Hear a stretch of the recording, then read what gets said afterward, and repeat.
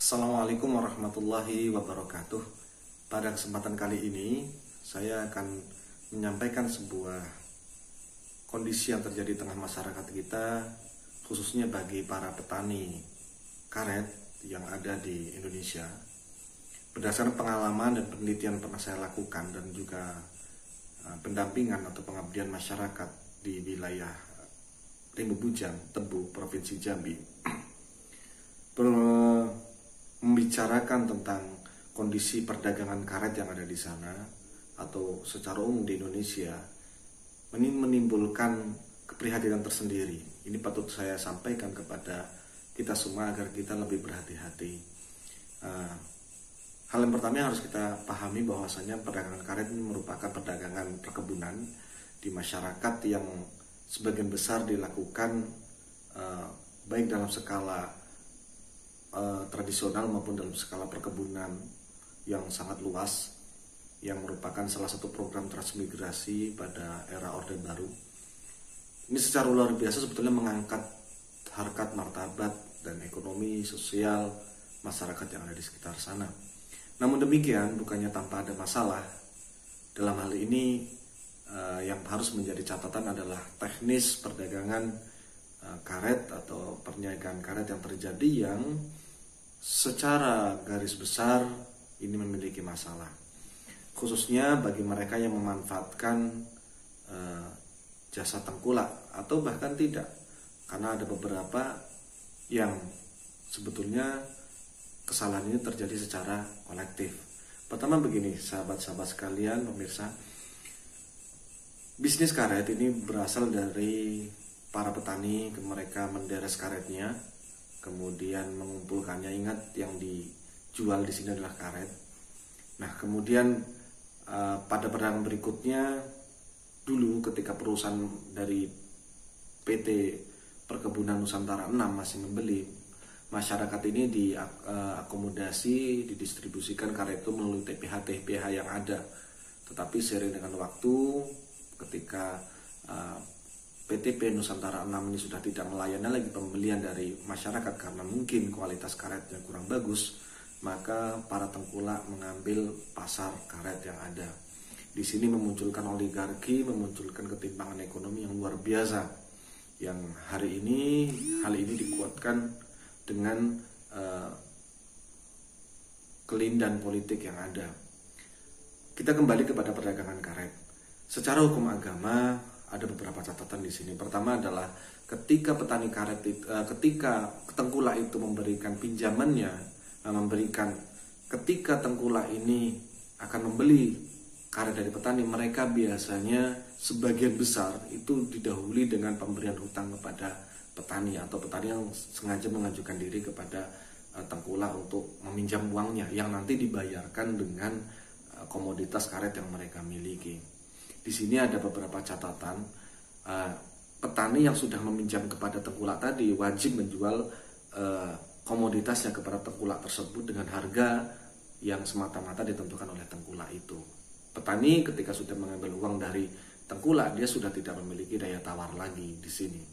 Nah, ada catatan bahwasanya memanfaatkan hutang, mengambil manfaat dari hutang piutang adalah riba.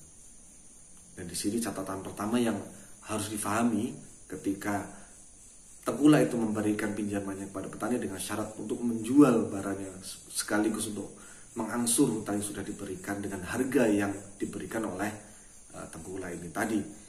Nah, petani yang mengetahui keadaan seperti ini, ya, kemudian mensiasati dengan berbagai macam cara. Salah satunya adalah dengan kualitas karet yang tadinya murni karet ala teks, yang dahulu dijual dalam bentuk sheet, dalam bentuk lembaran, sekarang sudah dalam bentuk gumpalan atau loom. Nah, di sini bukan hanya karet yang dijual, banyak partikel lain yang ikut dimasukkan ke dalamnya, yaitu salah satunya misalnya air. Kadar airnya terlalu tinggi tetapi dijual dengan harga karet. Atau karena untuk mensiasati tadi hutang yang sudah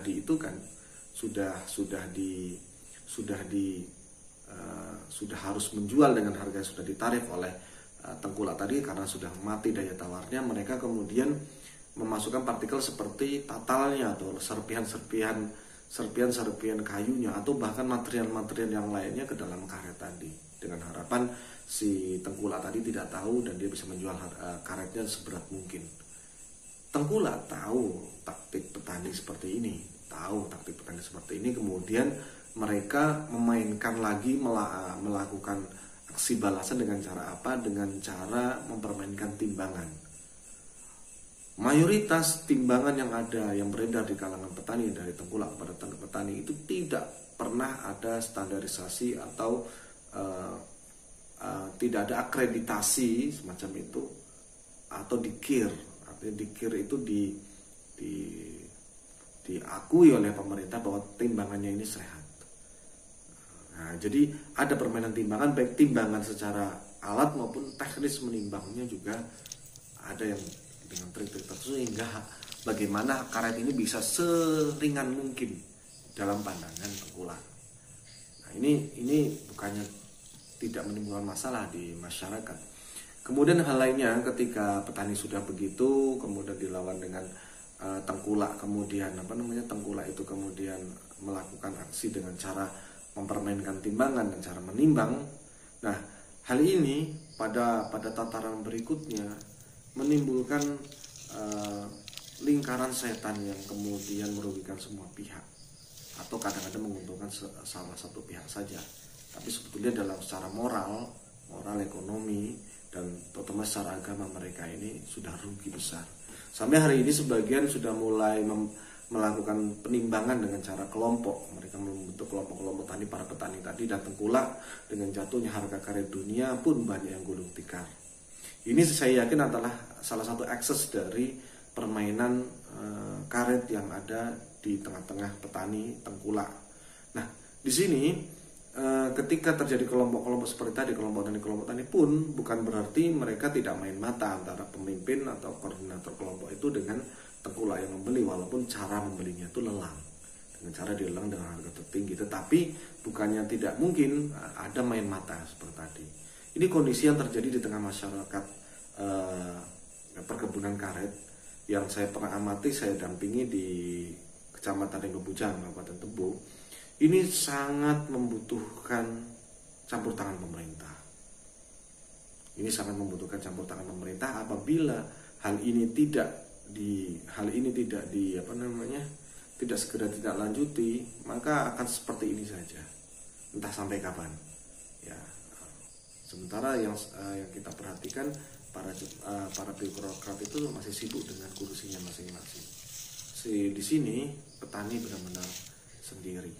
Mungkin ini yang saya ingin sampaikan unek-unek ini, agar saya ingin semua yang bisa melihat siaran ini bisa terpanggil lah untuk melakukan sesuatu yang bisa bermanfaat bagi semuanya, tidak hanya memikirkan diri sendiri. Mudah-mudahan ada manfaatnya. Wallahualam. Assalamualaikum.